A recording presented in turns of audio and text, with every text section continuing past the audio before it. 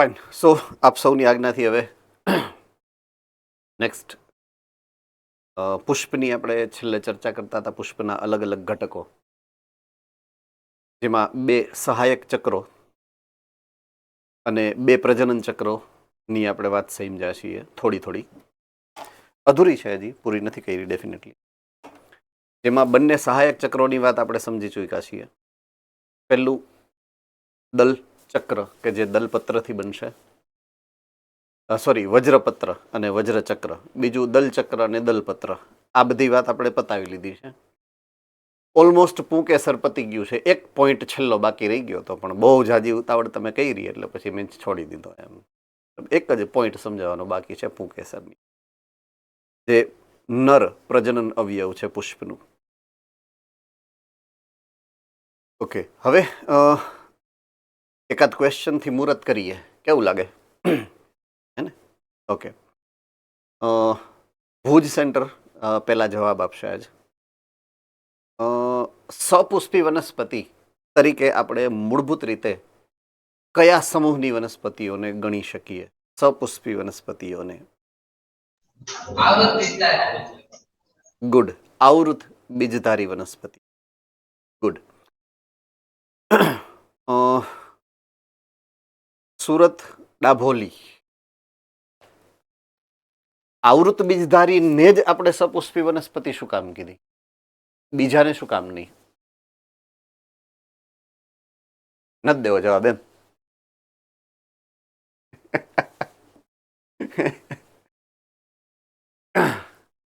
Nadiad centre.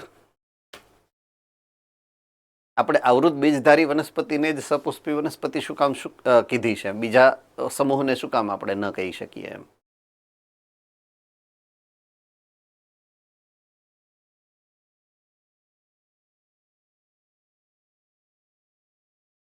Nadiad centre હમણાં સુધી જીવંત હતું.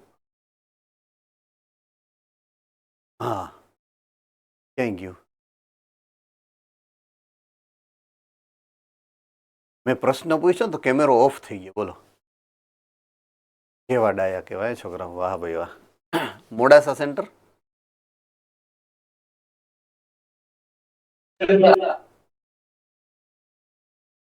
મોડાસા સેન્ટરની અંદર પ્રશ્ન પાછો હું રિપીટ કરી દઉં. આપણે શું કામ સપુષ્પી વનસ્પતિ તરીકે આવૃત બીજધારીને જ ગણી શકીએ? ચિંતા ના કરો, મેં કંઈ તમને ખીજાવવા માટે નથી પૂછ્યું. ઓલી પાછળથી કહેતી હતી ને કે જો જો જોઈ ગયા સર તને, એમ એવું નથી. ચિંતા ના કરો, હે ને?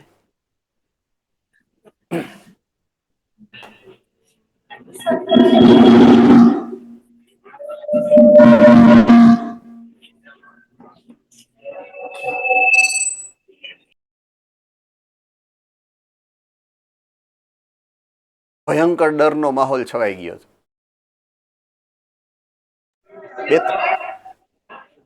2-3 જણાને હાર્ટ એટેક આવી ગયો છે.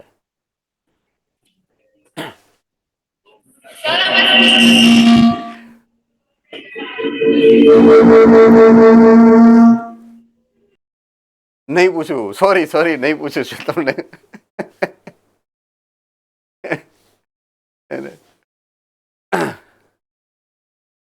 આજે કેમ બધું કોઈ જવાબ દેવા તૈયાર નથી? બોલો, ઈડર સેન્ટરની ઈચ્છા છે? Idar centre. Idar centre.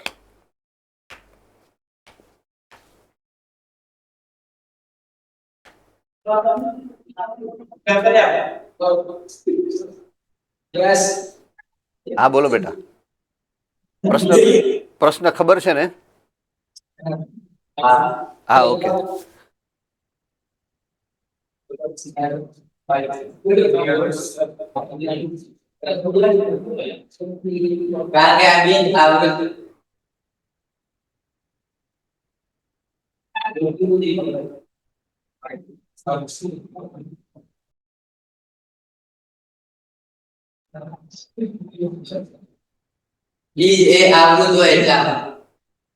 Okay, બીજ આવૃત છે એટલા માટે. ફાઇન, નો પ્રોબ્લેમ. જુનાગઢ સેન્ટર બોલો, ચાલો.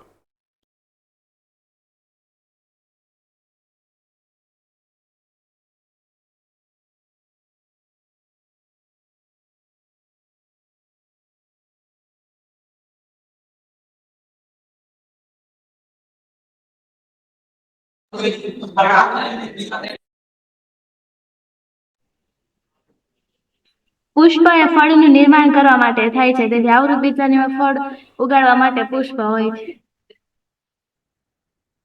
ઓકે, આવૃત બીજધારીમાં ફળ ઉગાડવા માટે પુષ્પ હોય એટલા. એની અધર એક્સપ્લેનેશન, બીજા કોઈને કઈ જવાબ આપવો છે? એ આવ્યું પાછું કંઈક. પુષ્પમાં પ્રજનન અંગ હોય છે એટલે. ઓકે, પુષ્પમાં પ્રજનન. જામનગર સેન્ટર, ચાલો.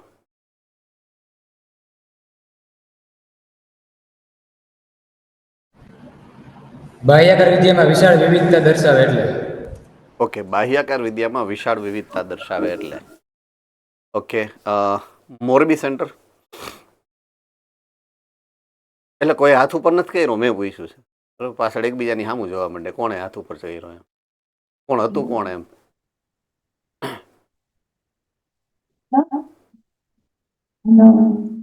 હલી ગયો તમ તારે જવાબ દે ને તું ફટાફટ. એ બીજ છે ને, જે વનસ્પતિમાં ફૂલ ઉત્પન્ન થાય એટલે એમાં બીજ ઉત્પન્ન થાય, એટલે બીજ હોય તો એને આવૃત બીજધારી કહેવાય ને. ઓકે, જો પહેલા તો એક મારે જે અત્યારે તમને મેસેજ દેવો છે ને, પર્ટિક્યુલરલી મેસેજ, એ આ ઉદાહરણથી હું દેવા માંગતો હતો એકચ્યુઅલમાં. બરાબર છે? ઘણીવાર બીઈંગ અ સ્ટુડન્ટ, અત્યાર સુધી તમે ઘણી બધી ટેસ્ટ દીધી હશે, મોક ટેસ્ટ હશે કે WRT હશે. એ દરમિયાન એક સમસ્યા તમને નડી હશે એમ કે સર અમે વાંચીએ છીએ એ બધું સરસ રીતે, બરાબર છે, પ્રિપેરેશન બધી પ્રોપરલી થાય છે, સર જ્યારે ભણાવતા હોય પછી ઓફલાઈન હોય કે ઓનલાઈન હોય ત્યારે બધું સમજાઈ જાય છે, કદાચ એમ ઘરે જઈને રિવાઇઝ થઈ જાય છે, લખતા પણ આવડે છે ક્યારેક. પણ તકલીફ એવી પડે છે કે જ્યારે પરીક્ષામાં આવે છે ને ત્યારે અમે કન્ફ્યુઝ થઈએ છીએ એમ. રાઈટ? તો આવી સમસ્યા લગભગ આપણને ક્યાંક ને ક્યાંક નડેલી છે જ અત્યાર સુધીમાં. તમે મને કયો કે ન કયો, મને તો ખબર જ છે. રાઈટ? એનું એક કારણ હું તમને અત્યારે તમારી સામે મૂકવા માંગુ છું. એવું એક પ્રત્યક્ષ ઉદાહરણ છે જે મેં અત્યારે રજૂ કર્યું છે ને, એ આવું પ્રત્યક્ષ એક ઉદાહરણ છે. બરાબર છે? ઓકે, મારો સવાલ છે, જુઓ હું સવાલ લખું છું પહેલા. સવાલ મારો એવો છે કે સપુષ્પી વનસ્પતિ એનો સમૂહ કયો હતો? મારો પહેલો પ્રશ્ન આ હતો. કયા સમૂહને સપુષ્પી વનસ્પતિ કહેવાય? એટલે તમારો જવાબ સામેથી શું હતો કે આવૃત બીજધારી.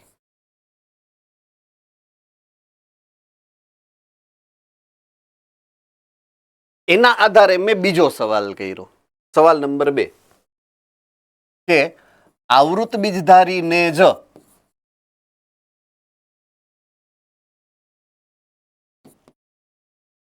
શું કામ સપુષ્પી કહેવાય?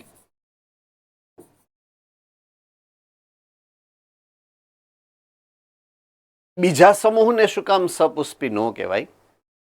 અને તમારા જવાબોને હવે તમે સ્વીકારો અને સરખાવો જોઈએ, એટલે તમને ખબર પડે કે આ પ્રશ્ન અલગ છે ને તમારા જવાબ અલગ હોય છે. તો પ્રશ્ન સમજવામાં ક્યાંક ને ક્યાંક આપણે મિસ્ટેક કરીએ છીએ, ક્વેશ્ચનનું એનાલિસિસ આપણાથી ખોટું થઈ જાય છે.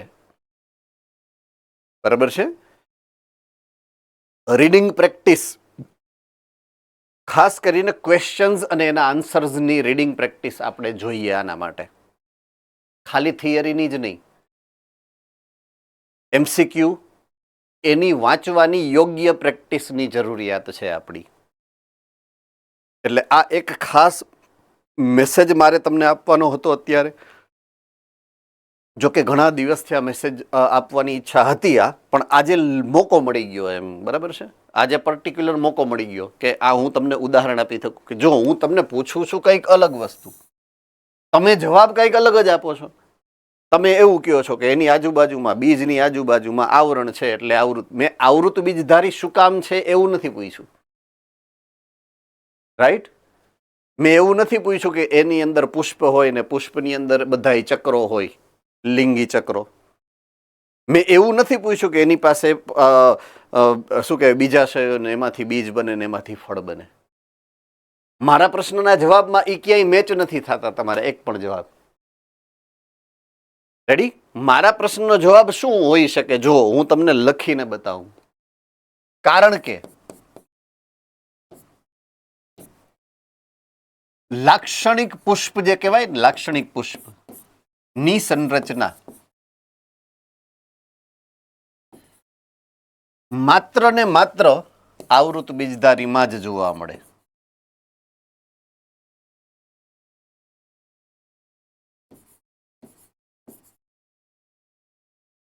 એટલે આપણે જે પુષ્પ વિશેની ચર્ચા અત્યારે કરી રહ્યા છીએ ને, 4 ચક્રો વાળા પુષ્પની, જે આકર્ષક રંગ ને સુગંધ વાળા દલપત્રો ને એવું બધું ધરાવતા હોય, તો એવા પુષ્પો માત્ર અને માત્ર આવૃત બીજધારીમાં જ જોવા મળે. એકાંગીમાં તો કાંઈ હોય જ નહીં, દ્વિઅંગીમાં હોય નહીં, ત્રિઅંગીમાં પણ હોય નહીં. અનાવૃત બીજધારીમાં તો શંકુ હોય, પુષ્પ ક્યાં હોય એમાં? તો પુષ્પ હકીકતમાં હોય છે કેમાં? તો કે માત્ર આવૃત બીજધારીમાં જ. એટલા માટે સપુષ્પી તરીકે આપણે કોને લેવી પડે છે? આવૃત બીજધારી વનસ્પતિને જ સપુષ્પી કહેવાય. બરાબર છે? રેડી? હા, નોન ટેકનિકલી આ પ્રશ્ન છે. ટેકનિકલી તો સપુષ્પીના 2 ભાગ પડે છે. એક શંકુ જેવા પુષ્પ હોય, અને આની હું વાત કરું છું, મેં શબ્દ હું વાપર્યો તો લાક્ષણિક પુષ્પ. લાક્ષણિક પુષ્પ, રાઈટ? શંકુ પણ પુષ્પ વિન્યાસ જ છે. તમે જે નર શંકુ માદા શંકુની વાત કરી હતી ને અનાવૃત બીજધારીમાં, એ પણ પુષ્પ વિન્યાસ જ કહેવાય આમ જોવા જઈએ તો લીગલી. બરાબર છે? એમાં પણ પર્ણ વિન્યાસ જ પુષ્પ વિન્યાસ બને. બરાબર છે? એમાં પણ લઘુ બીજાણુ ધાનીન, યાદ આવી ગયું? મહાબીજાણુ ધાનીન. એટલે એની બદલે શું જવાબ આપણે જે પત્ર ઉપર લઘુ બીજાણુ ધાની હોય એને આપણે નામ શું આપ્યું હતું? લઘુ બીજાણુ પર્ણ એવું નામ આપ્યું હતું. યાદ છે? મહાબીજાણુ પર્ણ એવું નામ આપ્યું છે. તો પર્ણનું જ રૂપાંતરણ છે પુષ્પ. અહીંયાથી જ તમને ખબર પડી જવી જોઈએ. લિંક્ડ છે, સીધે સીધું જ લિંક છે એનું, કે પર્ણનું જ રૂપાંતરણ પુષ્પ છે. ડન છે? ચાલો, સમજાઈ ગયું છે પ્રોપરલી બધાને? જે મેં મેસેજ આપ્યો છે એ તમને મેસેજ મેં ખાસ કરીને પ્રશ્નને સમજવાનો આપ્યો છે. પહેલી જે આપણે માહિતી મેળવી એ છે કેવી રીતના પ્રશ્નને સમજવો અને કઈ રીતે એને આધારે જવાબ આપવો. પહેલો મેસેજ. પણ હવે હું જાઉં સબ્જેક્ટિવ મેટરમાં. સબ્જેક્ટમાં મેં તમને શું યાદ કરાવ્યું ફરીથી? ઓલા આવૃત બીજધારી અને અનાવૃત બીજધારીના પુષ્પનો તફાવત. અનાવૃત બીજધારીમાં શંકુ છે અને આવૃત બીજધારીમાં લાક્ષણિક પુષ્પ છે. એટલા માટે લાક્ષણિક પુષ્પધારી આ આવૃત બીજધારી વનસ્પતિને જ સપુષ્પી વનસ્પતિ તરીકે સામાન્ય રીતે આપણે સ્થાન આપીએ છીએ. બરાબર છે? આપણે છેલ્લે પુંકેસર ચક્રની વાત કરતા હતા, અને પુંકેસર ચક્રમાં આ પુંકેસર 2 પ્રકારના હોય. છેલ્લી આ જે મેટર હતી 2 પ્રકારના, કે કાં તો જો બહુ પુંકેસરી છે એટલે પુંકેસર 1 થી વધુ છે તો કાં તો એ જોડાયેલા હશે અને કાં તો છૂટા હશે. જોડાયેલા હશે તો યુક્ત કહેવાય અને છૂટા હશે તો એને મુક્ત પુંકેસર કહેવાય.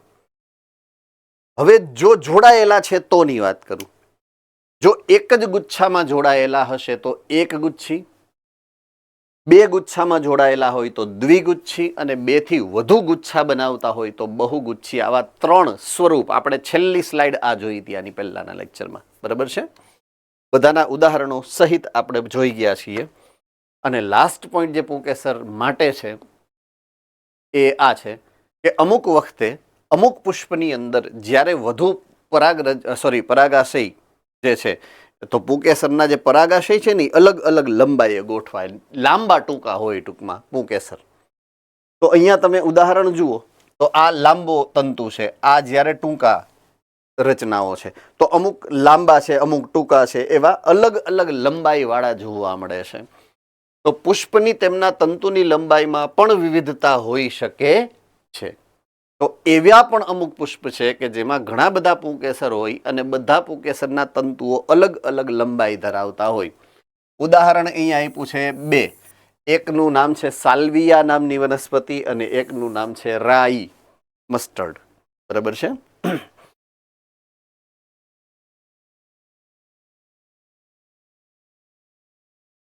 ઓકે, હવે વાત કરીએ છીએ સ્ત્રી કેસર ચક્ર. પુંકેસર ચક્રની વાત આપણે પૂરી કરી. બ્લેક કલરની પેન લઈ લો એટલે કોઈ ખીજાય નહીં મને. બરાબર છે કે દેખાતું નથી એવું? ઓકે, સ્ત્રી કેસર ચક્ર ચારેય ચક્રમાં સૌથી વચ્ચે કેન્દ્ર સ્થાને ગોઠવાયેલું હોય છે અને સ્ત્રી કેસર ચક્ર સામાન્ય રીતે માદા પ્રજનન અવયવ છે પુષ્પનું. લાક્ષણિક પુષ્પનું માદા પ્રજનન અવયવ જે છે એ સ્ત્રી કેસર ચક્ર છે. બરાબર છે. આ વાત આપણે પહેલા થઈ ગઈ છે, ફરીથી એક વખત રિપીટ કરી છે. સ્ત્રીકેસર ચક્ર પુષ્પનો માદા પ્રજનન તંત્રનો ભાગ છે અને એકથી વધુ સ્ત્રીકેસર હોઈ શકે છે.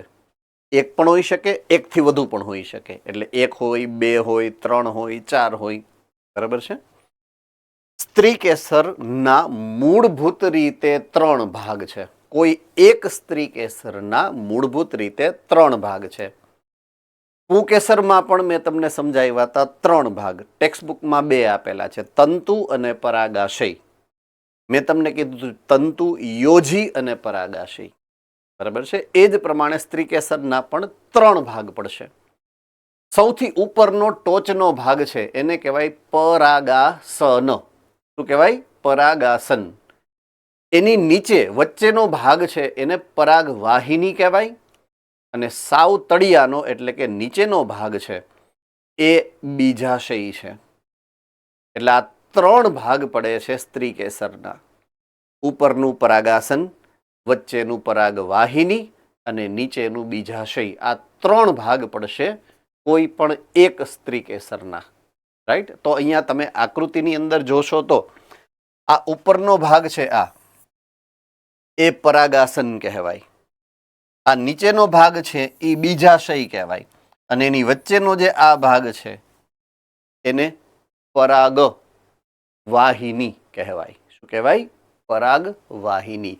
એટલે આ 3 ભાગથી બનેલું હોય છે કોઈ પણ લાક્ષણિક સ્ત્રીકેસર. તો 3 ભાગને અહીંયા થોડાક સમજાવવાનો પ્રયત્ન કર્યો છે. પહેલું પરાગાસન. તો સામાન્ય રીતે પરાગવાહિનીનો ટોચનો ભાગ છે. હવે પરાગાસન નામ શું કામ પડ્યું છે? તો કારણ કે હવા દ્વારા, પાણી દ્વારા કે કોઈ પણ અન્ય વાહક દ્વારા સ્ત્રીકેસર ચક્ર ઉપર જ્યારે પરાગરજ પડશે તો પરાગરજ જેની ઉપર પડે છે ને પરાગરજ જેની ઉપર બેસે છે, આસન, પરાગનું આસન છે એ, એટલે પરાગાસન એવું નામ પડ્યું છે. પરાગરજ જેની ઉપર પડે એ ભાગ પરાગાસન છે. એટલે એ પરાગરજની ગ્રાહી સપાટી છે. પરાગરજને એ ગ્રહણ કરે છે, સ્વીકારે છે. Ready? Thums up. All right. Okay, હવે પરાગરજને સ્વીકારે ને એટલે પરાગરજ કેટલી બધી અલગ અલગ પ્રકારની પરાગરજ ચારે બાજુ ઉડતી હોય. હા કે ના? ઓકે, અમુક પરાગરજ એવી છે કે જે એ પુષ્પના જાતિની હોય. જે કોઈ એક પુષ્પ છે, કોઈ એક વનસ્પતિ છે, એ વનસ્પતિ ઉપર પુષ્પ છે તો એ પુષ્પની જાતિની બીજી પરાગરજ એની સાથે મેચિંગ થઈ કહેવાય. અન્ય જાતિના પુષ્પ છે એમાંથી પરાગરજ ઉડતી ઉડતી એની પાસે આવે. બરાબર છે? તો એનાથી એને કોઈ ફાયદો થાય નહીં, કારણ કે એ અસંગત કહેવાય. સંગત કોને કહેવાય? એક જ જાતિની હોય ને પરાગરજ તો સંગત કહેવાય. અને અસંગત કોને કહેવાય? અન્ય જાતિની હશે ને તો એને અસંગત કહેવાય. રેડી? ઓકે, જો સંગત પરાગરજ હોય તો ફલનની પ્રક્રિયા થાય. હવે અહીંયા એક ટ્વિસ્ટ છે. જો કે તમે શાયદ ચેપ્ટર નંબર 3 ની અંદર તમને શિક્ષકોએ સમજાવેલું જ હશે કે પરાગરજ જ્યારે કોઈ પણ પરાગાસન ઉપર પડશે તો જો સંગત હશે ને તો એ પરાગરજમાંથી પરાગ નલિકા ઉત્પન્ન થાય. જો નહીં કરાયું હોય તો હવે આવશે, ચિંતા ના કરતા. ધોરણ 12 ની અંદર આખું એક ચેપ્ટર છે. ચેપ્ટર નંબર 1 જે છે ને તમારું ધોરણ 12 ની અંદર, જ્યારે 11મું પૂરું થશે ને 12મું શરૂ થશે, ત્યારે સૌથી પહેલું ચેપ્ટર સપુષ્પી વનસ્પતિમાં લિંગી પ્રજનનનું છે. એમાં આ આખી ક્રિયાવિધિ તમારે ફરીથી સમજવાની જ છે. એમ એટલા માટે તમને અત્યારે આ બધું સમજાવેલું છે, પ્રાથમિક સંરચનાઓ બધી. એને આધારે પાછું ઓલું આખું ચેપ્ટર આવશે તમારે, રાઈટ? એટલે જ્યારે પરાગરજ સંગત હશે તો દાખલા તરીકે આ બીજાશય છે, આ મારી હાથની હથેળી છે ને બીજાશય છે એવું માની લેવાનું. બીજાશય ઉપર પરાગરજ આ પડી. જો પરાગરજ સંગત છે તો નીચેથી આ પરાગ નલિકા ઉત્પન્ન થાય, આ પરાગ નલિકા ઉત્પન્ન થાય અને એ છેટ ક્યાં જાય? અંદર બીજાશય સુધી જાય. ક્યાં જાય? બીજાશય સુધી. બરાબર છે? તો એ નલિકાને માર્ગ કોણ આપશે? આ ભાઈ પરાગવાહિની. તો પરાગવાહિનીનું કામ સમજાયું મેં તમને અહીંયા. પરાગવાહિની લાંબી નળી છે કે જે બીજાશયને પરાગાસન સાથે જોડે છે. બરાબર છે? એટલે ઓલી જે પરાગવાહિની પરાગ નલિકા બનશે ને એ આની અંદરથી પ્રવેશી અને છેટ બીજાશય સુધી પહોંચે. બીજાશય ત્રીજો ભાગ, તલ ભાગે. તલ એટલે તળિયે. તો આખા સ્ત્રી કેસર ની અંદર તળિયાનો જે ભાગ છે એ તળિયાના ભાગને કહેવાય બીજાશય. વિસ્તૃત એટલે થોડોક આમ પહોળો થઈ જાય નીચેથી. જુઓ તમે, આ ફૂલાઈ ગયેલો ભાગ છે, વિસ્તૃત ભાગ કહેવાય. અને પરાગવાહિનીથી નીચે આવે તો આ પરાગવાહિની છે એની નીચે આવે વિસ્તૃત એટલે કે ફૂલેલો ભાગ છે. દરેક બીજાશય એક અથવા તો વધારે અંડકો ધરાવતું હોય છે. સપાટ અને ગાદી જેવા જરાયુથી જોડાયેલું છે. હવે આપણા માટે આ શબ્દ નવો આવ્યો. બરાબર છે? જરાયુ અને અંડક, આ બે શબ્દ આપણા માટે કદાચ નવા આવ્યા. સમજાવી દઉં છું પ્રોપરલી, જેથી કરી અને ક્યારેય ભૂલાય નહીં, આપણે એવી આશા રાખીએ. તો દાખલા તરીકે આ પરાગાસન છે એવું આપણે માની લઈએ, આ પરાગાસન છે એવું માની લઈએ, અને આ પરાગવાહિની છે એવું માની લઈએ, અને આ બીજાશય છે એવું માની લઈએ. આ બીજાશયની અંદરનું પોલાણ છે એવું માની લઈએ, અને આપણે એને હવે ઝૂમ કરીએ છીએ અહીંયા. બરાબર છે? આ વસ્તુને હું આખી ઝૂમ કરી દઉં છું. એટલે અહીંયા આ પરાગ બીજાશય છે એ બીજાશયને થોડુંક હું મોટું કરી અને એની સંરચના સમજાવવાનો પ્રયત્ન કરું. આ એનું અંદરનું અસ્તર છે, આ એની બહારનું આવરણ છે, એની વચ્ચેની આ પેશીઓ છે. બરાબર છે? આ પોલાણ છે. હવે એની અંદર તમારે ગોઠવવાના છે અંડકોને. કોને ગોઠવવાના છે? અંડક. આ સંરચના એની અંદર આવેલી હોય. ઓકે, પહેલા તો અંડક શું છે એના વિશે આપણને ખબર હોવી જોઈએ. પ્રાથમિક રીતે આપણી પહેલી જરૂરિયાત એ છે કે અંડક શું છે એ જ આપણને ખબર નથી તો એની સ્ટોરી સાંભળીને શું કામ છે? બરાબર છે? તો અંડક એવો વિસ્તાર છે, બરાબર છે, એવું સ્થાન છે કે જ્યાં અંડકોષ બનશે. અંડકોષ એટલે તો કે માદાજન્યુ. અંડકોષ એટલે માદાજન્યુ બનશે, અંડકની અંદર બને. બરાબર છે? હવે જ્યારે આપણે પ્રાણીઓની વાત, ખાસ કરીને મનુષ્ય ચેપ્ટર નંબર ધોરણ 10 ની અંદર પ્રજનન તંત્રમાં શુક્રપિંડ અને અંડપિંડ એવા બે પ્રકારના અવયવોની વાત કરી હતી, પ્રજનન અવયવોની. તો શુક્રપિંડ નરમાં અને અંડપિંડ માદામાં એ જન્યુઓનું નિર્માણ કરતું હોય એવું તમને સમજાયું હતું ત્યારે. તો વનસ્પતિની અંદર માદાજન્યુ જેમાં બને છે એ અવયવનું નામ અંડક છે. શું છે? અંડક. આ અંડક, દાખલા તરીકે હું એમ કહું કે એક જ અંડક છે આખા બીજાશયની અંદર, એક જ અંડક છે. તો આ અંડક આવડું મોટું છે. આ કોઈ અંડક છે એવું માની લઈએ છીએ.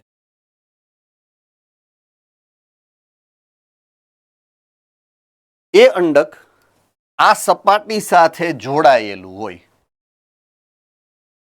આખી કોઈ એક જગ્યાએ જોડાયેલું હોય, કાં તો આ સાઈડ જોડાયેલું હશે, કાં તો આ સાઈડ જોડાયેલું હશે, કાં તો આ સાઈડ જોડાયેલું, કાં તો પાછળની સાઈડ જોડાયેલું, કોઈક એક સપાટીની સાથે એ જોડાયેલું હશે, છૂટું ન હોય અંદર. બરાબર છે? તો દાખલા તરીકે આપણે એવું માની લઈએ કે આની યારે આ સપાટી યારે જોડાયેલું છે, તો એનું જોડાણ સપાટી હું આ કરું છું, આ જોડાણ છે એનું.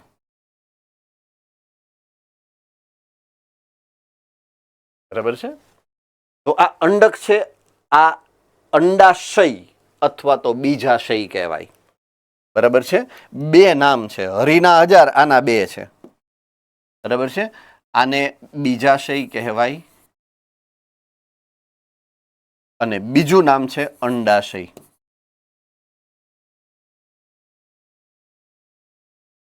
બરાબર છે? બીજું નામ શું છે? અંડાશય. શું કામ? કારણ કે એની અંદર અંડક છે એટલા માટે એને અંડાશય પણ કહેવાય.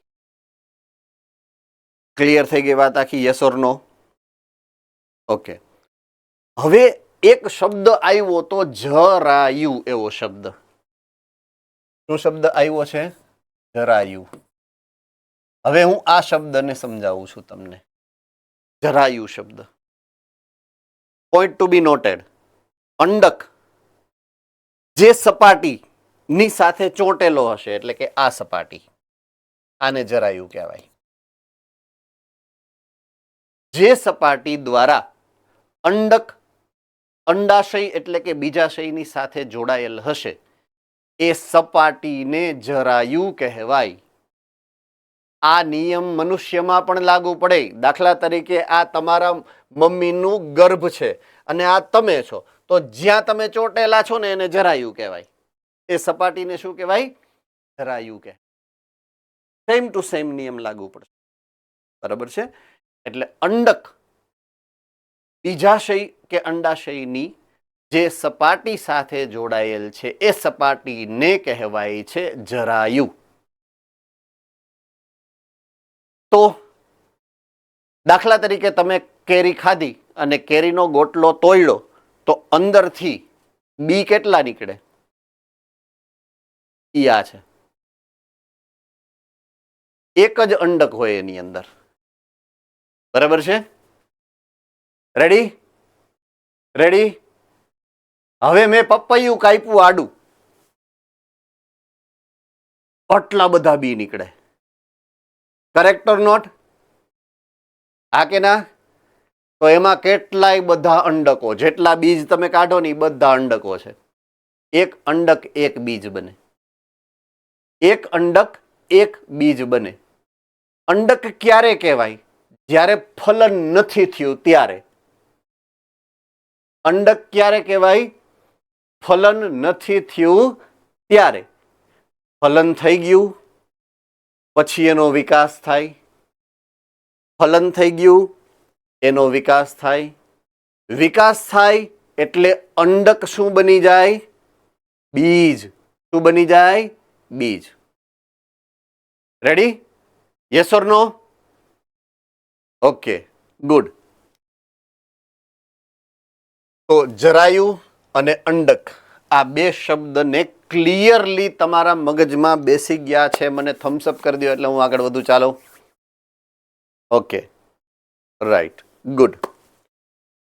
હજી એક વસ્તુ તમને સમજાવી દઉં કે જ્યારે હું કેરીનો ગોટલો ખોલું ને તો એની અંદર એક જ ખાનું હશે.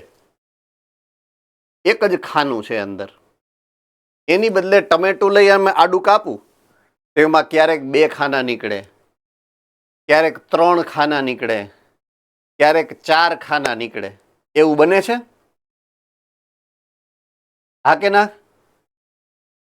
ઓકે. ભીંડો આમ ઊભો નહીં, આમ આડો કાપો એટલે ફિક્સ છે. કેટલા ખાના હોય? 5 હોય ને. કોઈને 2 ખાના વાળા ભીંડા નથી ખાધા ને કોઈ?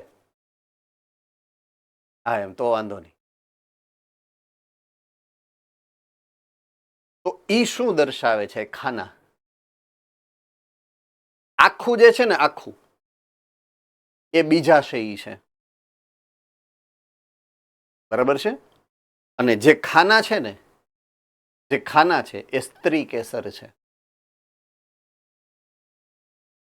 શું છે? સ્ત્રી કેસર.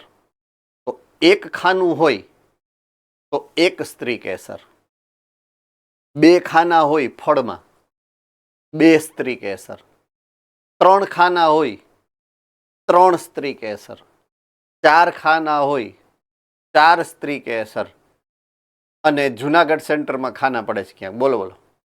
હા તો સર તમે કીધું કે જે સપાટી વડે અંડક જોડાયેલું એને જરાયું કહેવાય, પણ જેના વડે જોડાયેલું એને જરાયું કહેવાય ને.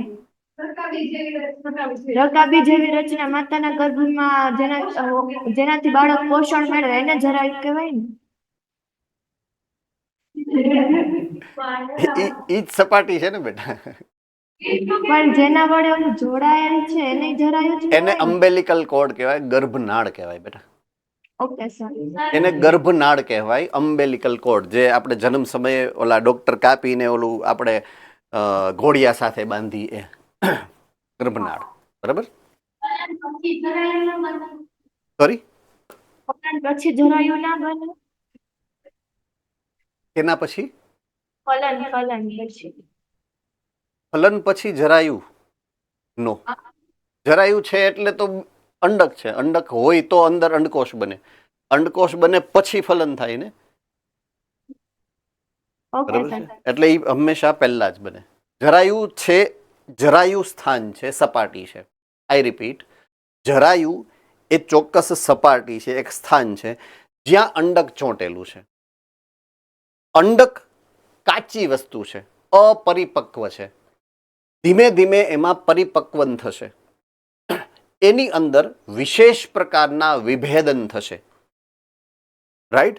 એની અંદર અંડકોષ બનશે. એ બધું આપણે સમજશું લેટર ઓન. એ 12મા ધોરણમાં સમજવાનું છે, અત્યારે નહીં. અને એ અંડકોષનું પછી લેટર ઓન ભવિષ્યમાં ફલન થશે. ફલન થઈ ગયા પછી અંડક બીજ બને ને, જેમ આ બીજ બની જાય, તો આ આખું અંડાશય છે ને, આ આખું બીજાશય છે ને, એ પછી ફળ બની જાય. પછી શું બની જાય? ફળ બની જાય. બરાબર છે? ચાલો, ઓકે. તો અહીંયા દરેક બીજાશય એક કે વધુ અંડક ધારણ કરે છે અને સપાટ ગાદી જેવા જરાયુથી એ જોડાયેલા છે. જરાયુ ગાદી જેવું છે, ગાદી સપાટી હોય એની હારે એ જોડાયેલા હોય. બરાબર છે?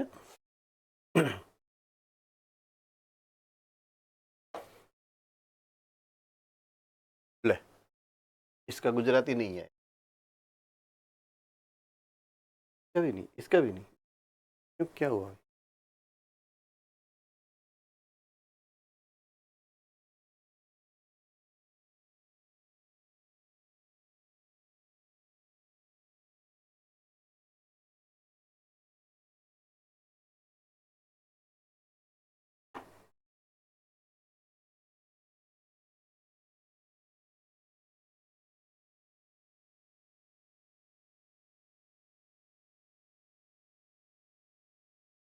કઈ વાંધો નહીં.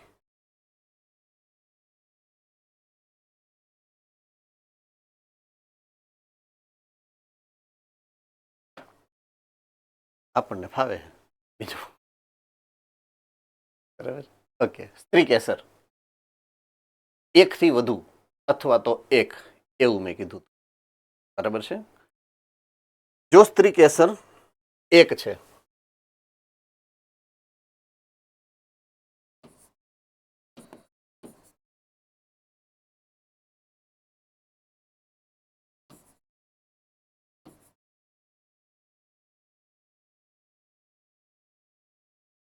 તો એક સ્ત્રી કેસરી કહેવાય, કારણ કે એ બીજાશયની અંદર એક જ સ્ત્રી કેસર હોય.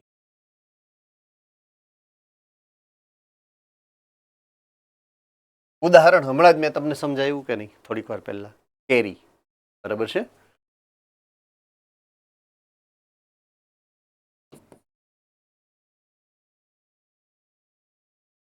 એકથી વધુ હોય તો એને બહુસ્ત્રી કેસરી કહેવાય.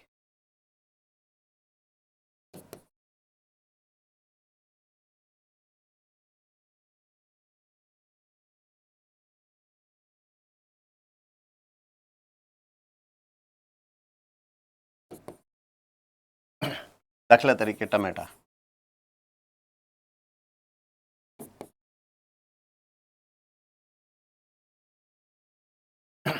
અને ભીંડો. હવે જ્યારે એકથી વધારે હોય, બહુસ્ત્રી કેસરી હશે ત્યારે એના બે ભાગ પડી શકે. બહુસ્ત્રી કેસરી હશે તો એના બે ભાગ પડી શકે. એક યુક્ત બહુસ્ત્રી કેસરી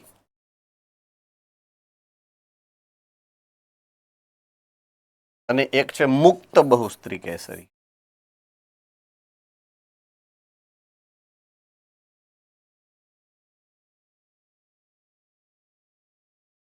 યુક્તનો મતલબ છે જોડાયેલા હોય છે, ઘણાય બધા અને બધા જોડાયેલા છે,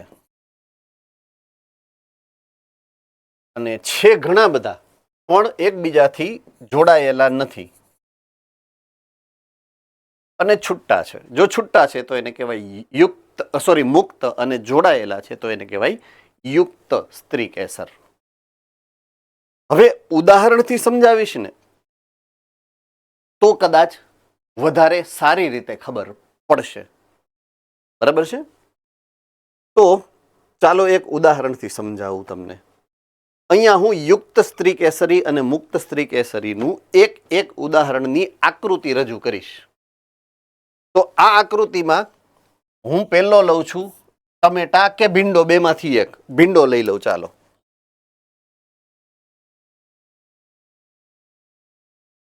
બરાબર છે? તો ભીંડાની સપાટી કેવી હશે? એની બહારની છાલ કેવી સરસ મજાની જાડી પાડી હોય, વચ્ચે આવા ખાના હશે આમ. બરાબર છે? અને એમાં વચ્ચે આવા બીજ હશે.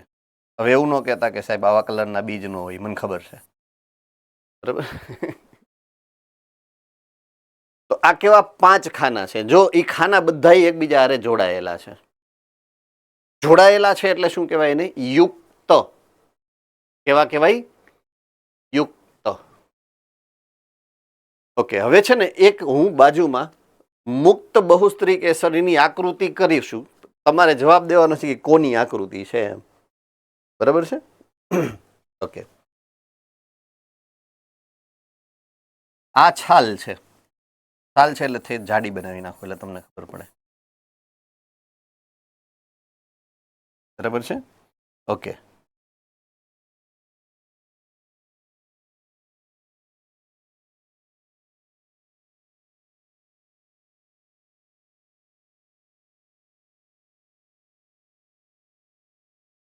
આ શું હોઈ શકે તમારા મતે?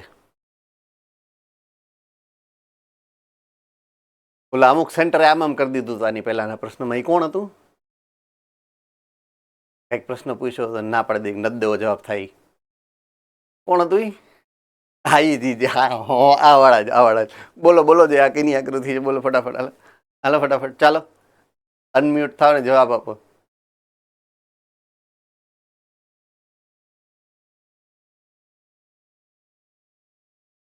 લખીને બરાબર છે. વેલ ટ્રાય.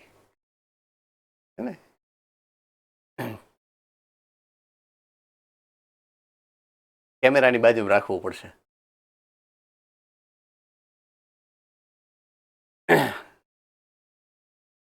આમ તો બધાને ખબર જ પડી ગઈ છે, મને ખ્યાલ છે. ઓકે, ઓરેન્જ, નારંગી, હે ને? Good. This is good technique. Am I correct? Good technique છે. તમે જવાબ દેવાથી બચી નહીં શકો અને મને સંતોષ થાય કે ના મેં તમને પૂછી લીધું ને તમે જવાબ આપી દીધો એમ. ઓકે, સો ઓરેન્જ જ્યારે તમે ખોલો છો, આખું એનું ફળ છે એટલે કે બીજાશયી છે. એમાંથી જે એક ચીર નીકળે છે ને એ એક સ્ત્રી કેસર છે, અને એ એકબીજાથી યારે ચોંટેલું નથી, જોડાયેલું નથી, એટલે એ કેવા છે? મુક્ત બહુસ્ત્રી કેસરી, છૂટા છે. This is the way you are suppose two remember and learn. જેથી કરીને તમને ખબર પડે કે આનું યુઝ શું એમ. તમે આ હું કામ આ ટેક્સ્ટ બુકમાં એ ભણો છો ભાઈ? તમને કંઈક તો એપ્લાય થવું જોઈએ ને ડે ટુ ડે ના લાઈફના એક્ઝામ્પલમાં. બરાબર છે? તો આ ઉદાહરણો છે બધા. કે જેમાં તમે આ બધું સમજો, આ બધું જુઓ, તમને ખબર પડી જાય કે આમાં આવું છે એમ. તમે દાખલા તરીકે રસ્તામાં જાતા હો, ગાર્ડનમાં બેઠા હો ને તમે ઝાડ જુઓ, તમને ખબર પડી જાય કે આની અંદર કયા પ્રકારના પર્ણો છે. પુષ્પ છે તો કેવા પુષ્પ છે, પંચાવયવી છે, ચતુષઅવયવી છે, ત્રિઅવયવી છે. માર્ક કરતા શીખો, ઓબ્ઝર્વ કરતા શીખો, જેથી તમારે ગોખવાની જરૂરિયાત નહીં પડે. પર્ણ છે તો કયા પ્રકારના પર્ણો છે, વનસ્પતિ દ્વિદળી છે કે એકદળી, એના લક્ષણ ઉપરથી નોંધ કરતા શીખો. એના શિરા વિન્યાસ કેવો છે, ઝાલાકાર છે, સમાંતર છે, આ બધી ઓબ્ઝર્વેશન કરો, અવલોકન કરો. મજા આવશે તમને જોવાની. આખો પોઈન્ટ ઓફ વ્યૂ, દ્રષ્ટિકોણ તમારો બદલશે. જે બોરિંગ છે એ ઇન્ટરેસ્ટિંગ થઈ જશે. મારો કહેવાનો મતલબ એ છે. બરાબર છે? તો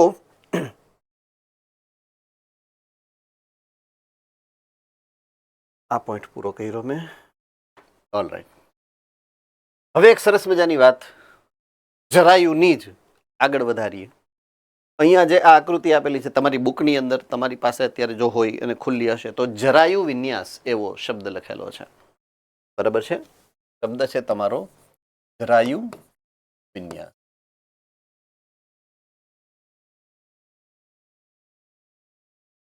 ઓકે, વિન્યાસ એટલે ગોઠવણી અને જરાયુ, તો જરાયુની જે ગોઠવણી છે એને જરાયુ વિન્યાસ કહેવાય. હવે જરાયુ ક્યાં હોય? તો કે જરાયુ બીજાશયની અંદરની સપાટી ઉપર હોય. જરાયુ ક્યાં હોય? બીજાશયની અંદરની સપાટીમાં કોઈક જગ્યાએ હશે. તો કોઈ પણ બીજાશય જે ગોળ છે, દાખલા તરીકે ફૂલેલું અને ગોળ, એનો તમે આડો છેદ લ્યો અને અંદર કઈ જગ્યાએ જરાયુની ગોઠવણી છે એને જરાયુ વિન્યાસ કહેવાય. રેડી? ઓકે. સૌથી પહેલો જે એનો પ્રકાર છે અકોર્ડિંગ ટુ ટેક્સ્ટ, રાઈટ, એ આ છે. અંગ્રેજીમાં માર્જિનલ લખ્યું છે, ગુજરાતીમાં એનો અર્થ હશે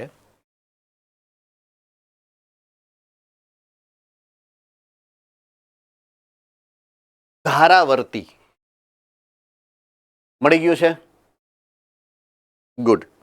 ધારા એટલે સપાટી, ધાર, ધાર, ધારા એટલે ધાર.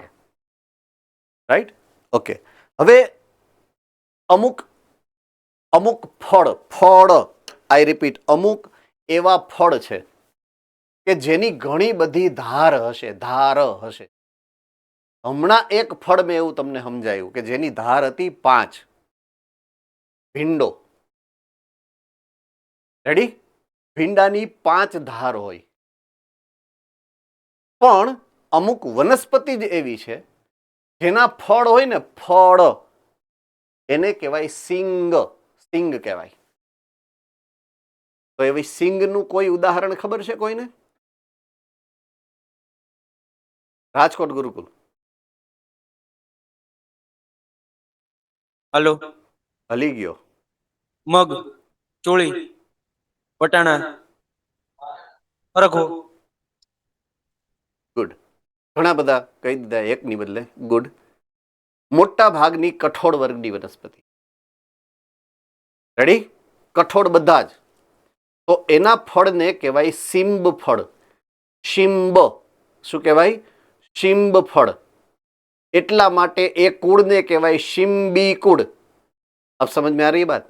શિંબી કુળ બહુ સાંભળ્યું હોય છે. શિંબી કુળની વનસ્પતિઓ, શિંબી કુળની વનસ્પતિઓ. રાઈટ? તો એ શિંબી કુળ શું કામ કહેવાય? આ યાર, આ કાળું ધોળું, હું તો થાકી જાઉં આનાથી. બરાબર છે? શિંબી કુળ શું કામ? કારણ કે એના ફળનું નામ છે શિંબ ફળ. બરાબર છે? શિંબ ફળ, જેનું સામાન્ય નામ છે શિંગ. શિંગ. વટાણાની શિંગ થાય, ચોળીની શિંગ થાય, ઇવન તમને બહુ ભાવે મગફળી, માંડવી, એની પણ શિંગ થાય. હવે કોઈ પણ એક શિંગનું ઉદાહરણ લઈએ આપણે. દાખલા તરીકે વટાણાની શિંગ. આઈ રે, વટાણાની શિંગ આમ ફોલો ને તો એની 2 ધાર હોય ને, 2 માંથી કોઈ એક ધાર ઉપર ઈ વટાણા ચોઈટા હશે. એમ આઈ કરેક્ટ ઓર નોટ? હા કે ના? તો જે ધાર, જો આ એક ધાર છે, આ બીજી ધાર છે, એટલે આ એક ધાર થઈ અને આ બીજી ધાર થઈ. બેમાંથી એક એવી ધાર એટલે કે એવી સપાટી હશે કે જ્યાં જરાયું હશે. જો આ જરાયું છે, આ જરાયું થઈ. જરાયું શું કામ કીધું મેં? જરાયું શું કામ કીધું મેં? કારણ કે એની હારે કોણ ચોઈટું છે? અંડક ચોઈટા છે. કોણ ચોઈટું છે? અંડક.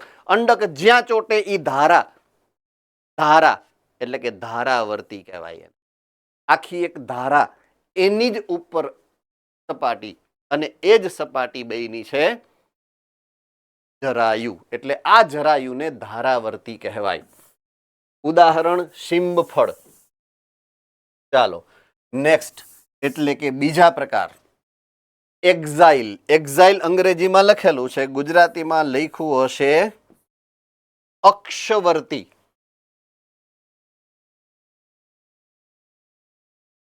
અક્ષવર્તી. અક્ષ ક્યાં હોય? તો કે કેન્દ્રમાં. અક્ષ ક્યાં હોય? કેન્દ્રમાં. તો જ્યારે બીજાશય કે ફળ એનો તમે આડછેદ લ્યો, બીજાશય અથવા તો ફળ એનો આડછેદ લ્યો અને એની વચ્ચેનો જે મધ્ય અક્ષ હોય એ મધ્ય અક્ષ સાથે કેન્દ્રમાં જો એના બીજ ચોંટેલા હોય, હમણાં એક ઉદાહરણ મેં તમને આની પહેલા ભણાવ્યું, જો આવી રહ્યું ભીંડો.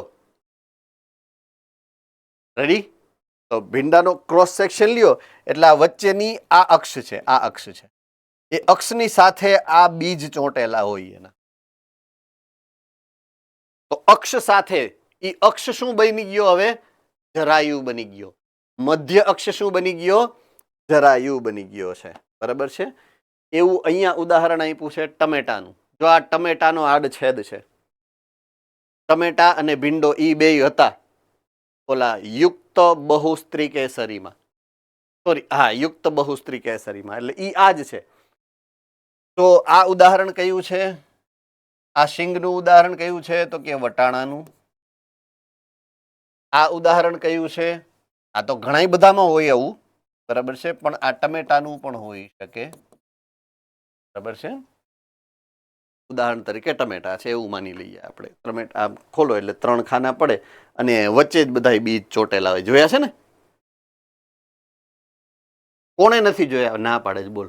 આમ કરે ઘરમાં, ખબર જ છે કે મને બધા જોવે જ છે તોય આમ કરે. બોલ, હે ને? ઓકે, થર્ડ, ત્રીજું. ઓકે, એક ખાલી નોંધનીય બાબત, એક ખાસ જે નોટિસ કરવાની છે મેટર અહીંયા, બરાબર છે? આમાં ધારાવર્તી, હું અક્ષીયની વાત કરું છું, અક્ષવર્તીમાં. તો આ હોય ને એ હંમેશા બહુસ્ત્રી કેસરી હોય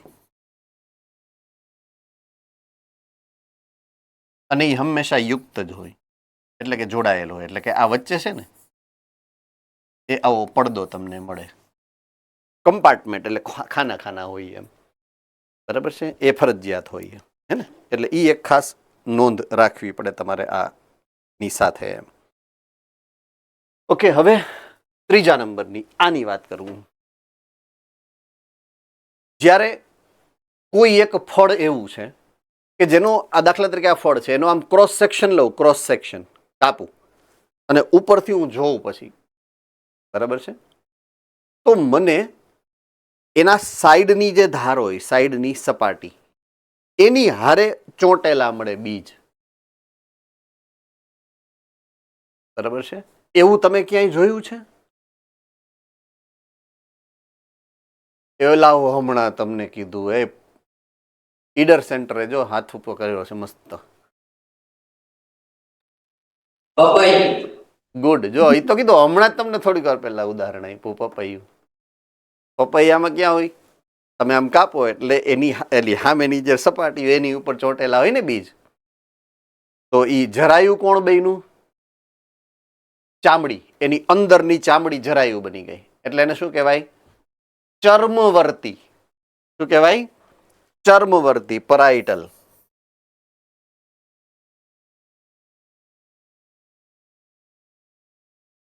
ચર્મવર્તી કહેવાય. બીજું ઉદાહરણ આપું એનું? પછી તમે ના પાડશો કે ના ના એવું ન હોય, જવા દો ને સાહેબ એવું કહેશો. બીજું ઉદાહરણ આપું એવું? કાકડી. જો મેં કીધું તું ને એમ કહો કે જવા દો એવું ના હોય એમ. કાકડી. ત્રીજું ઉદાહરણ આપું? હવે રહેવા દો નહીં. દૂધી. રાઈટ? ઓકે. હવે આવશે આ છે ચર્મવર્તી. ચર્મવર્તીનું ઉદાહરણ મેં શું આપ્યું તમને? પપૈયા, કાકડી કે પપૈયા ગમે તે કહી શકો તમે. હવે દાખલા તરીકે આ પપૈયું નથી, આ કાકડી કરી નાખવાનું, તો એના જે બીજ છે ને આમ હોય, આમ ચોટેલા હોય, જો આમ.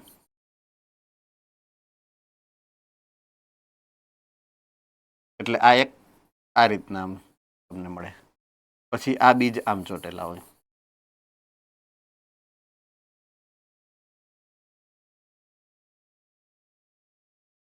અને આ આમ ચોટેલા હોય. કેટલાય બધા આવું હોય. હકીકતમાં આ એક સ્ત્રી કેસરી છે. કેવું હોય? એક સ્ત્રી કેસરી. એટલે વચ્ચે જે આ પડદો હોય ને એવો પડદો અહીંયા ખાના નથી એમ.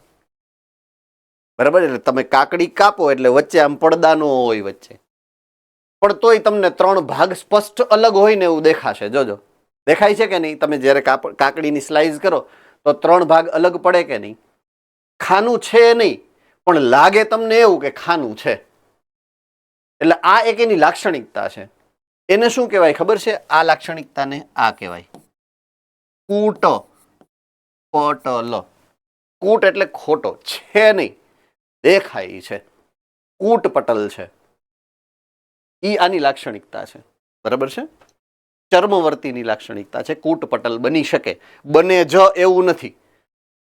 એનો અર્થ એ છે કે પપૈયામાં ન હોય પણ કાકડીમાં કે દૂધીમાં બની શકે. બરાબર છે?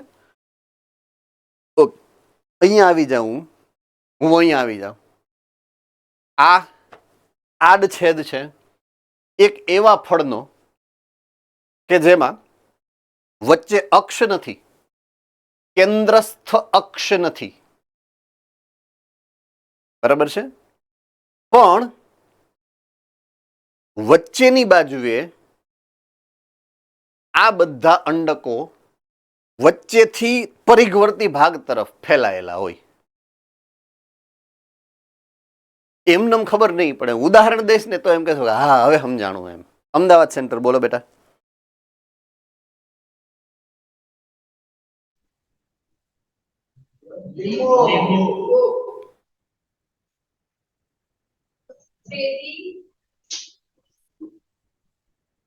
એ ભાઈ લીંબુના અંદર ફાડિયા હોય 4, 5, 6 એવા.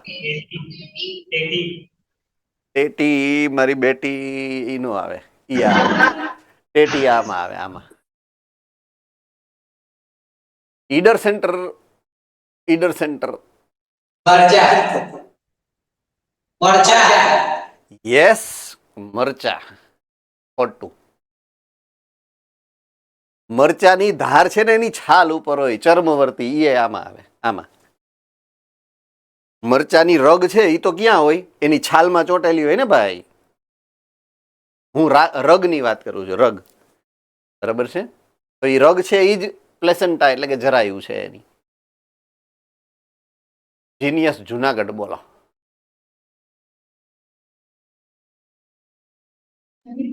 સફરજન. તારી હાહુનો તંબુરો. સફરજનમાં હોય એવું કઈ? રાજકોટ ગુરુકુલ. પ્રાઇમરોઝ. જાણે કેમ જોયે? હા બેટા બોલો બેટા. જામફળ. સર જામફળ. Okay, yes, good example. Good example. Nice. હું નાઇસ કરે જઈને. ઓકે. રાજકોટ ગુરુકુલ પ્રીમરોઝ તમે જોયું છે એમ? એને કહેવાય વાંચ્યું અને વાંચીને જવાબ દીધો. રાઈટ. મેં તો તમે જોયું હોય એ ઉદાહરણ પૂછું છું, વાંચેલું નહીં. બોલો ગુરુકુલ વાળા ભાઈ.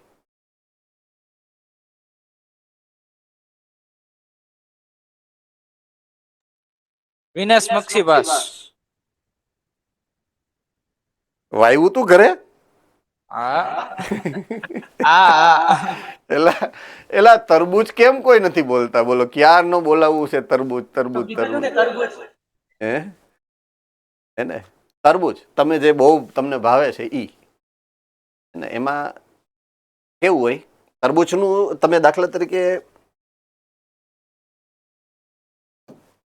આખું તરબૂચ છે એવું માની લેજો. આખું તરબૂચ છે, આની ઉપરની જે ઓલી એની ટોચ હોય કે જ્યાંથી ઓલું આ ડાળી આમ ઝુમખું નીકળ્યું હોય ત્યાંથી પછી ઓલા આમ હોય ને બધું, આ તરબૂચ છે આખું એવું માની લઈએ. બરાબર છે? એટલે આ એવો ભાગ છે જેનો કે જ્યાંથી આ ફળ જે છે એ એની વેલા સાથે જોડાયેલું છે. હવે આનું સેજ આમ સીધું કરી દઉં છું એટલે આ ટોચ ઉપર અહીંયા આવી ગઈ છે અને પછી એનો છેદ લઉં છું. આઈ હોપ યુ અન્ડરસ્ટેન્ડ કે હું શું કહેવા માંગુ છું. બરાબર છે? એટલે આ જે છે ને ભાગ આ એ હવે અહીંયા છે. આ ક્લિયર થઈ ગઈ વાત? યસ ઓર નો? હવે અહીંયાથી છે ને અહીંયાથી આમ નીકળે છે, આમ આમ નીકળે.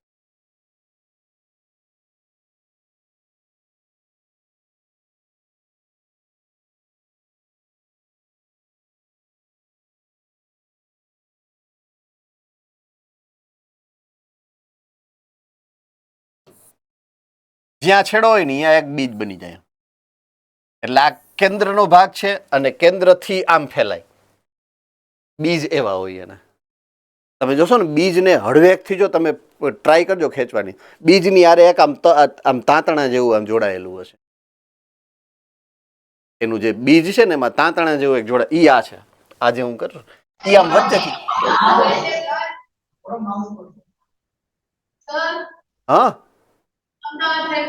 હા બોલો. કોળું નહીં, કોળું ચર્મવર્તીમાં આવશે બેટા. કોળું કેમાં આવશે? ચર્મવર્તીમાં. બરાબર? હા.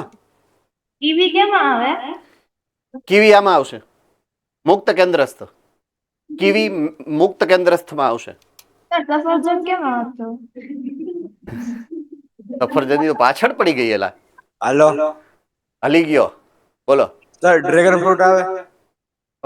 હા ડ્રેગન ફ્રૂટ આવશે મુક્ત કેન્દ્રસ્થમાં, આમાં જ આવશે. સર. સફરજનનો ક્વેશ્ચન પેલા ભાઈ સફરજન વાળાને ને આપી દે. સફરજન કોનો ક્વેશ્ચન હતો? જુનાગઢ.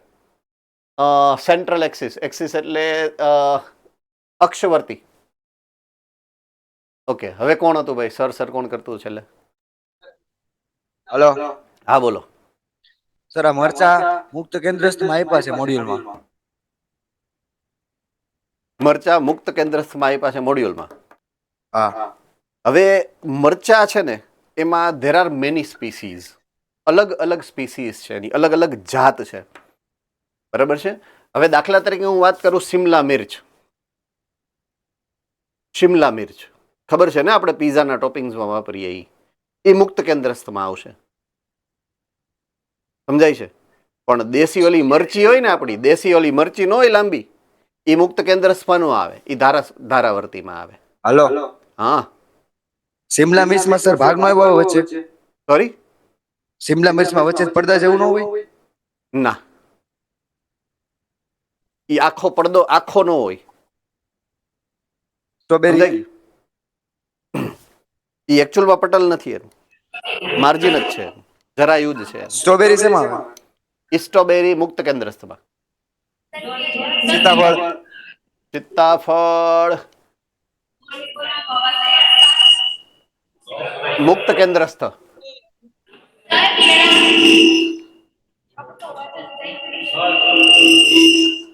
કોણ છે? કયું સેન્ટર છે? અવાજ નથી આવતો બેટા પ્રોપર તમારો, ગુંજે છે.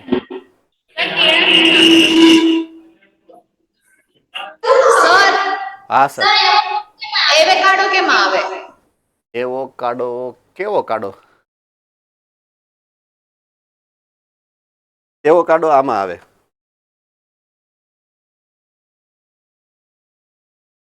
એમાં એક જ બીજ હોય લગભગ. એવો કાડોમાં એક જ બીજ હોય કે નહીં? હા એક જ હોય. ઈ આમાં આવે છેલ્લું. હજી જ્યાં પહોંચ્યા જ નથી આપણે. બરાબર છે. બેઝલ એટલે કે તળિયું. તળિયામાં એક જ હોય. ગુજરાતી શું લખ્યું છે? છેલ્લું કયું છે જુઓ તો. તલવર્તી એવું છે. તલસ્થ. ઓકે.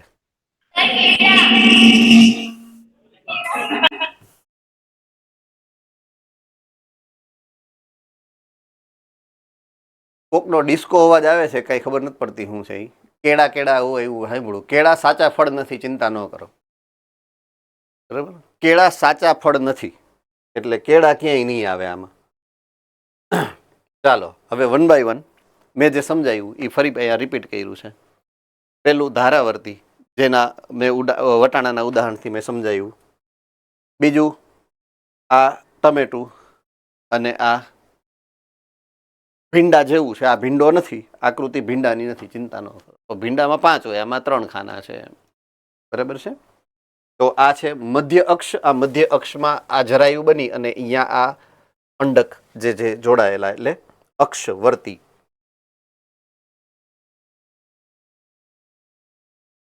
ઓકે. આ ત્રીજું. બરાબર છે. તો મેં જે આકૃતિ સમજાવવાનો પ્રયત્ન કર્યો હતો તમને, બરાબર છે, એ ટાઈપનું. આ ઘણા બધા એવા વેલાની સબ્જી હોય, દાખલા તરીકે ટીંડોળું છે, દાખલા તરીકે શું કહેવાય દૂધી છે, અથવા તો કાકડી છે. એવા શાકભાજી કોઈ પણ હશે એને તમે આમ ક્રોસ સેક્શન કરો એટલે વચ્ચે આવું તમને જોવા મળે. તો એની આ ધાર છે, આ ધાર છે ને એની સાથે આ જરાયું બની ગયું. જો આ જરાયું બની ગયું. બરાબર છે. એટલે એની સાથે ચોટેલા હોય બીજ. એની આ ઉદાહરણ છે. એટલે એને કહેવાય ચર્મવર્તી. પછી આ મુક્ત કેન્દ્રસ્થની વાત કરી છે. બરાબર છે. મેં જેમાં તમને ઘણા બધા ઉદાહરણો સમજાવ્યા. અને છેલ્લે આ જેમાં આખા બીજાશયમાં એક જ સ્ત્રી કેસર છે. હવે આમાં તમે કેરીનું ફળ પણ લઈ શકો અને એવો કાડો છેલ્લે જે આવ્યો એ આમાં લઈ શકો તમે. બરાબર.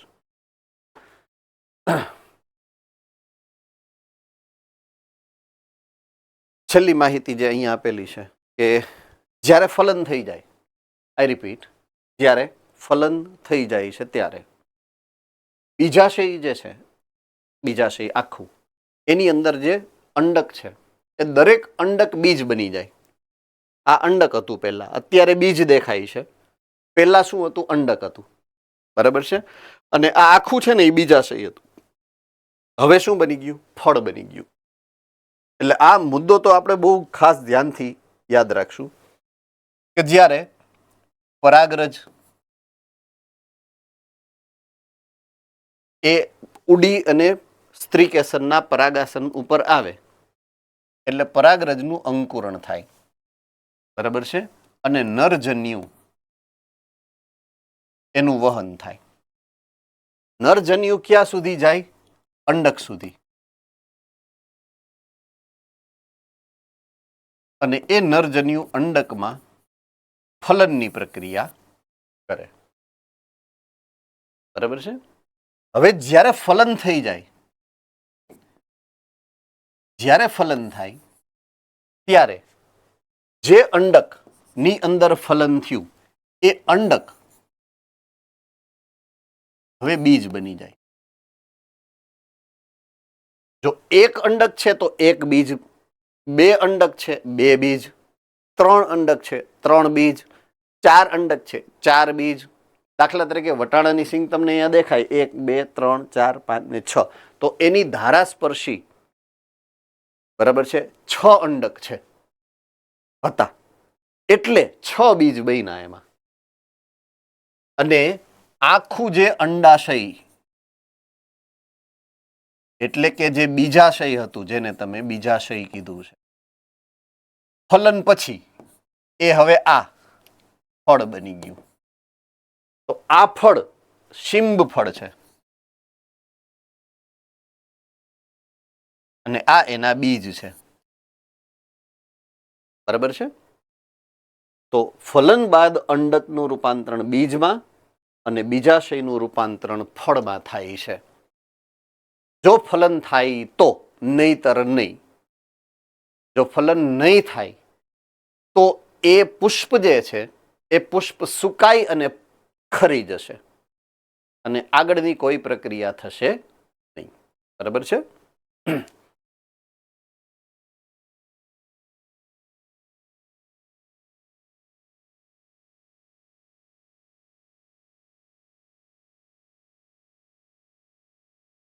તો ફરી પાછા જ્યાંથી અધૂરું મૂક્યું ફરીથી આગળ વધી અને શરૂઆત કરીએ. તો નેક્સ્ટ પોઈન્ટ જે આપણે ડિસ્કશનમાં લેવાનો છે, પુષ્પની વાત પૂરી કરી, બીજ અને ફળની વાત કરીએ હવે. તો એક પોઈન્ટ ઓફ વ્યૂ આપણે એવો સમજો તો છેલ્લો કે જ્યારે ફલન થાય ત્યારે બીજનું રૂપાંતરણ કેમાંથી થાય છે? અંડકમાંથી. અને ફળ જે બને છે એ શેમાંથી બને છે? બીજાશયમાંથી. એટલે બીજ અને ફળ આ બે રચનાઓ છે એનું જે નિર્માણ છે આ નિર્માણ ફલન પછી થશે. બરાબર છે. તો સ્ત્રી કેસરની અંદર રહેલા બીજાશયની અંદર ફલન થાય એટલે બીજ અને ફળ બે સંરચનાઓ બને. તો 1 by 1 આ બંને ની વાત કરીએ તો બહારની બાજુએ એટલે કે બીજાશય એ ફળની અંદર રૂપાંતરણ પામે. તો ફળ કોને કહેવાય? તો ફલન પછી, આઈ રિપીટ, ફલન પછી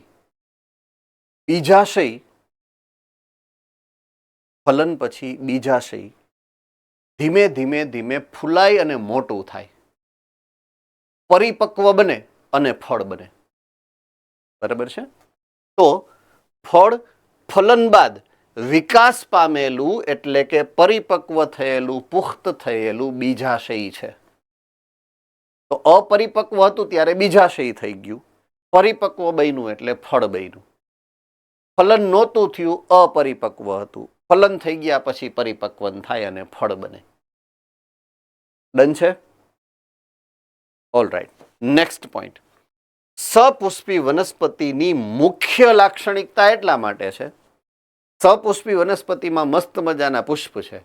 મસ્ત મજાના પુષ્પ છે એટલે મસ્ત મજાનું સ્ત્રી કેસર છે. મસ્ત મજાનું સ્ત્રી કેસર છે એટલે મસ્ત મજાનું બીજાશય છે. અને મસ્ત મજાનું બીજાશય છે એટલે ફળ બનાવે છે. એટલે એની મુખ્ય લાક્ષણિકતા થઈ ગઈ. અમુક વખતે આપણે નો કઈ માણસ જેવો હોય પણ તોય ન હોય, એમ અમુક ફળ એવા છે કે જે છે ફળ પણ હોતા નથી. રાઈટ? હવે ફળ કોને કહેવાય? જો બીજાશયમાંથી બન્યા હોય તો એને ફળ કહેવાય. અમુક વખતે બીજાશય સિવાયના ભાગમાંથી નહીં ફળ બનતા હોય, તો એને સાચા ફળ ન કહેવાય, એને સાચા ફળ ન કહેવાય. બરાબર છે? એની વાત અહીંયા કહી છે. જો બીજાશયના ફલન વગર ફળનું નિર્માણ થાય, ફલન જ ન થાય અને ફળનું નિર્માણ થાય, બોલો ફળના નિર્માણની શરત પહેલી શું હતી? જુઓ જોઈ, ફલન બાદ. હવે અહીંયા ન રહેગા બાંસ અને તોય બજ ગઈ બાંસુરી, એવું થયું. હે ને? બાંસ નથી તોય બાંસુરી વાઈ ગઈ. તો પણ ફળનું નિર્માણ થાય. એને શું કહેવાય ખબર છે? અપરાગિત અથવા તો અફલિત ફળ. અફલિત, જેમાં ફલન નથી થતું અને તોય ફળ બને છે. અને ઉદાહરણ કયું આવે આમાં ખબર છે? કેળા. કયું ઉદાહરણ આવશે આમાં? કેળા. કેળામાં ફૂલ ન હોય એના, બરાબર છે, અને એ ફળમાં ફૂલ ન હોય એટલે ફલન તો ન જ થવાનું હોય, સ્વાભાવિક છે. અને છતાં એમાં ફળ જે બને છે એ અપરાગિત અથવા તો અફલિત ફળ છે. ઓકે, હવે બીજું ઉદાહરણ અહીંયા આપ્યું છે, જુઓ. કેરી અને નાળિયેર, આ બે ઉદાહરણ તમને બુકમાં પણ આપેલા છે. બરાબર છે? એક આ ઉદાહરણ છે અને એક આ ઉદાહરણ છે. બેના ઇવન તમારી બુકની અંદર, ટેક્સ્ટ બુકની અંદર પણ આકૃતિ આપેલી છે બંનેની. રાઈટ? ઓકે. હવે આપણે હલવાઈ ક્યાં ખબર છે? માત્ર આકૃતિને આધારે સમજવાનો પ્રયત્ન કરી, અહીંયા સલવાશું, પણ આપણે ધ્યાનથી અત્યારે હું જો સમજાવું છું એ સમજવાનો પ્રયત્ન કરશું એટલે વાંધો લગભગ નહીં આવે. બરાબર છે? કેરી અને નાળિયેરમાં ફળ અષ્ટીલા તરીકે ઓળખાય. હવે આપણા માટે હાવ નવું નામ છે અષ્ટીલા. આપણી પાસે બીજો કોઈ રસ્તો એટલા માટે નથી કે એક જ પ્રકારનું ફળ નથી, કેટલાય અલગ અલગ પ્રકારના ફળો છે જેના એક પણ પ્રકારના નામ તમને આપ્યા નથી ને સીધું એક સિંગલ ટાઈપના ફળનું નામ આપ્યું છે જેનું નામ છે અષ્ટીલા ફળ. રેડી? હું ખાલી એનો મતલબ સમજાવું છું તમને. અષ્ટીલા ફળનો મતલબ શું થાય? બરાબર છે? એવું ફળ કે જેમાં એક તો ફળ છે ને, ફળ કોઈ પણ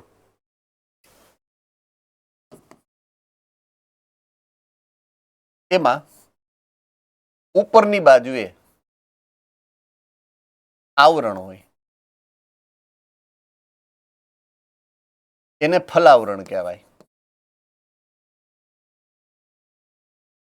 બરાબર છે? અને અંદર બીજ હોય.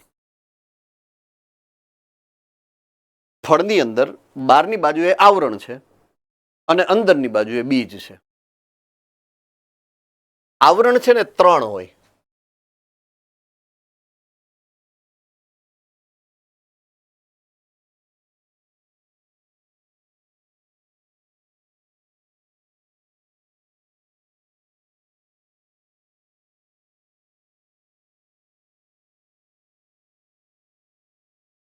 બાહ્ય આવરણ, મધ્ય આવરણ અને અંતઃ આવરણ, 3 આવરણ છે. રેડી? સમજાઈ ગયું કે નહીં? ઓકે. હવે અષ્ટીલા ફળનો મતલબ સમજાવવાનો છે મારે તમને આને આધારે. મધ્ય આવરણ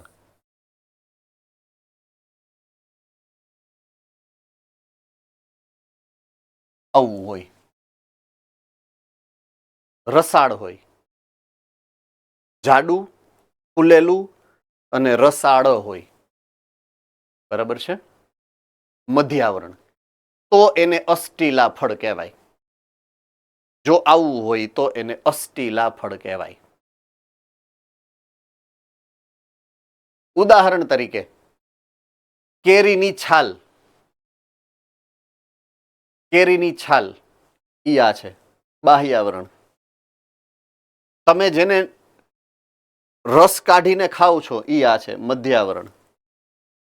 અને ગોટલાની ફરતે જે કડક છે ઈ આ છે અંતઃ આવરણ. ગોટલાની ફરતે અંતઃ આવરણ છે. તો અષ્ટીલા શું કામ નામ પડ્યું ખબર છે? આ અંતઃ આવરણ છે ને એ જાડું અને સખત બને. બરાબર છે?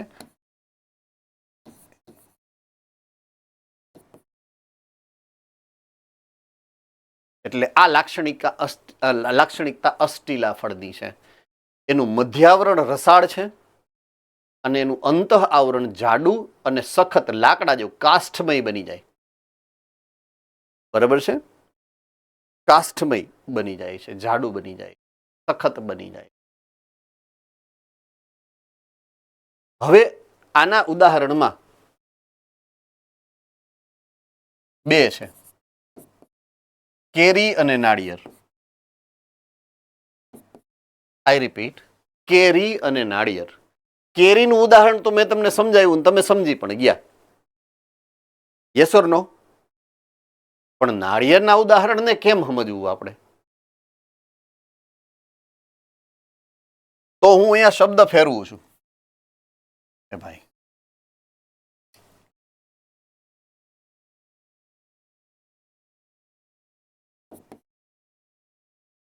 લીલું નાળિયેર. નાળિયેર પાણી તમે પીવા જાઓ છો, બરાબર છે? અને ઓલા ભાઈ જે ઓલું ટકોરા મારી પાડીને કાપીને તમને આપે, મલાઈ વાળું ખાવું છે કે સાદું? એટલે આપણે કઈ મલાઈ વાળું. રાઈટ? યસ ઓર નો? હવે તમે જે કરશો ને, બહારની બાજુએ લીલા કલરની ઓલી છાલ હોય, હા કે ના? બાહ્ય આવરણ છે એનું. વચ્ચે ઓલા સફેદ કલરનું હોય જાડું આવરણ, મધ્ય આવરણ, અને અંદરની જે કાચની હજી બની નથી અંતઃ આવરણ. અબ આયા ઊંટ પહાડ કે નીચે, એટલા માટે ઈ એનું ઉદાહરણમાં આવે. બરાબર છે? એટલે તમે જેને ખાવ છો ટોપરું, એ ટોપરું ફળ નથી એનું. તમે જે નાળિયેરની પ્રસાદી માતાજીને ચડાવો છો ને એ એનું ફળ નથી. ફળ બારે હતું જે સુકાઈને છોતરા બની ગયું, એ એનું ફળ છે. ઓલું તો અંદરની બાજુએ છે. ફળની અંદર શું હોય? બીજ હોય. એટલે ઘણીવાર તમે વધેરો નાળિયેર તો ઓલું વ્હાઇટ કલરનું નાનું ઓફ વ્હાઇટ કલરનું બીજ નીકળે, ખબર? સિંગલિયું નાનકડું એવું ક્યારેક ક્યારેક નીકળે, દર વખતે ન નીકળે. કોણે કોણે જોયું છે નાળિયેરનું બીજ નાનું એવું હોય? ગુડ. ઓકે. જો ફલન થયું હોય ને, જો નાળિયેરના ફલન થયું હોય તો એની અંદર બીજ હોય, ફલન ન થયું હોય તો બીજ ન હોય. સિમ્પલ. સમજ મેં આ ગઈ વાત પૂરી? Yes or no? ઓકે. તો હવે ટોપરું શું છે? તો હવે તમે ટોપરું ખાવ છો અથવા તો નાળિયેરનું પાણી પીઓ છો, એ શું છે? એ એનો ભ્રૂણપોષ છે. શું છે એનો? ભ્રૂણપોષ છે. આગળ આવશે, જ્યારે આવશે ત્યારે ભણશું ધોરણ 12માં. બરાબર છે? કોણ છે ઈ? લીચી આવે આમાં? કેમાં આવે? લીચી તો મોઢામાં વહી જાય આખે આખી. કેમાં આવે? આના એક્ઝામ્પલમાં લીચી આવે અષ્ટીલામાં? અષ્ટીલામાં લીચી, એક જ મિનિટ હો, મને સમજવા દ્યો. લગભગ આવી શકે. હા, yes. Okay sir. Sir, yes sir. આ જે નાળિયેરનું પાણી હોય એમાં એક વખત સર ભણાવતા તે એવું કીધું કે એ બધા કોષ કેન્દ્રો હોય એમ. હોય. યસ, સાચું છે. તો ઈ નાળિયેર આખો કોષ થયો કહેવાય કે? નહીં, તો એ 12મા ધોરણમાં આવશે. ત્યારે રાખ ને. અત્યારે બહુ લાંબુ છે, ટૂંકમાં આખું ડિસ્કશન છે. એટલે એ 2 મિનિટમાં સમજાવી શકાય એવો પોઈન્ટ જ નથી એટલા માટે. બાકી તો હું હમણાં સમજાવી દઉં, પણ એ બહુ લાંબો આખો મોટો એક ટૂંકમાં ચેપ્ટરનો એક આખો મોટો ટોપિક છે, એટલે એ અત્યારે સમજાવી નહીં શકાય અનફોર્ચ્યુનેટલી. બરાબર? મેં જે ઉદાહરણ સમજાવ્યું તમને અષ્ટીલામાં કે કઈ રીતના નાળિયેરને તમે સમાવી શકો અષ્ટીલા ફળમાં, એ અહીંયા આપેલું છે. રાઈટ?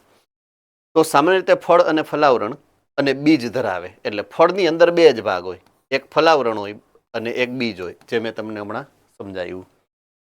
ફલાવરણ જાડું અને માસલ હોય ત્યારે બહારનું બાહ્ય ફલાવરણ, મધ્યમાં મધ્ય ફલાવરણ અને અંદર અંતઃ ફલાવરણ, 3 પ્રકારના ફલાવરણો હોય. ઓકે. કેરીની અંદર તમને સમજાવ્યું એ પ્રમાણે 12 પાતળું બાહ્ય ફલાવરણ છે, મધ્યમાં માસલ અને ખાવા લાયક મધ્ય ફલાવરણ છે, અને અંદરની બાજુ કઠણ અંતઃ ફલાવરણ છે. નાળિયેરમાં પણ એ જ રીતના. એટલે આ પ્રકારના બંને જે ઉદાહરણો છે, કેરી અને નાળિયેર, એ બંને અષ્ટીલા. બરાબર છે? પણ નાળિયેરની અંદર જે અહીંયા માસલ અને ખાવા લાયક હતું એની બદલે કેવું થઈ ગયું? રેસામય અને તંતુમય બની ગયું. સુકાય એટલે રેસા બની જાય. બરાબર છે? એવું પાછું કેરીમાં ન થાય. એટલે કેરીમાં રેસા નથી, નાળિયેરમાં રેસા છે. એટલો ફરક છે બેમાં. ઓકે. હવે વાત કરીએ છીએ બીજની. બરાબર છે? ફલન થઈ ગયા પછી અંડક બીજ બને એવી વાત આપણે છેલ્લે એક વખત સમજી છે. ફરી પાછી એ જ વ્યાખ્યા અહીંયા આવશે બીજની, કે ફલન બાદ જેટલા અંડકો છે એ બધા જ બીજમાં વિકાસ પામે. એટલે પહેલા અંડક હતા, પણ ફલન થઈ ગયું ને એટલે હવે બીજ બની ગયા છે. બરાબર છે? ઓકે.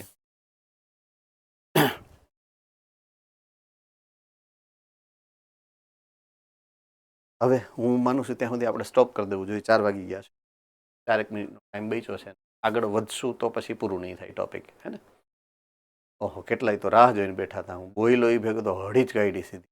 બંધ કરો, જલ્દી બંધ કરો. સર, કેવા ઉતાવળા હે? હા, યસ બેટા. કમળક કેમ આવે? કોણ? કમળક. Star fruit. સ્ટાર ફ્રૂટ એટલે કેમાં એટલે કઈ રીતના કેને અનુલક્ષીને? આ ફ્રૂટ ને અનુલક્ષી. ફળના પ્રકારને અનુલક્ષીને. માસલ ફળ કહેવાય એને.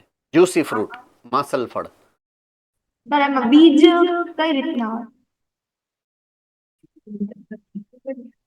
બીજ એમાં ન હોય.